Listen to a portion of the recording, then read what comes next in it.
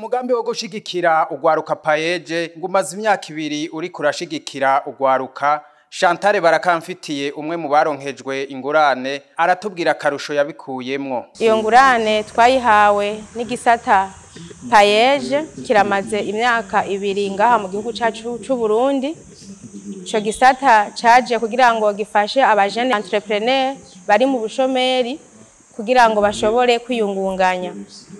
Ico gisata jewe aho mariye gutanga umugambi wanje nkagenda muri formation Igitega barashoboye umugambi wanje kuwemeza hama barampa ingurane ingana n'amafaranga miliyoni 20. Paeje igihe twari muri formation twaragiriraniye amasezerano ko nzoriha mu myaka 3. Umuntu naho mu myaka 3 barunguka Paeje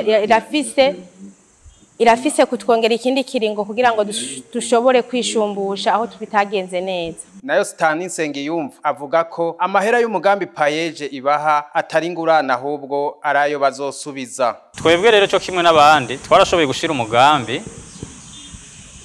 wo kwiteza imbere turawandika hanyuma turawutwara Paeje irawutwemerera hanyuma turaronka ako kajyo kuko iduha umutahe wibanze kugira ngo dushobore gukora imigambi yacu.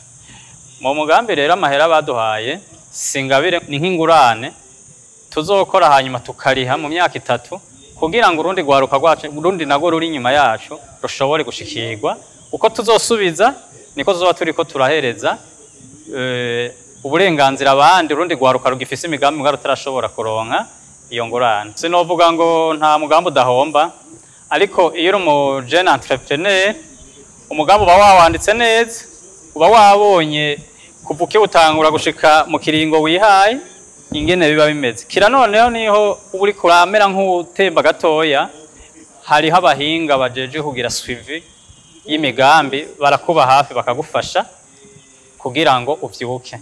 Aho mwomenya ko bamwe mu gwaruka baronkejwe iyo ngurane batanguye kuyisubiza.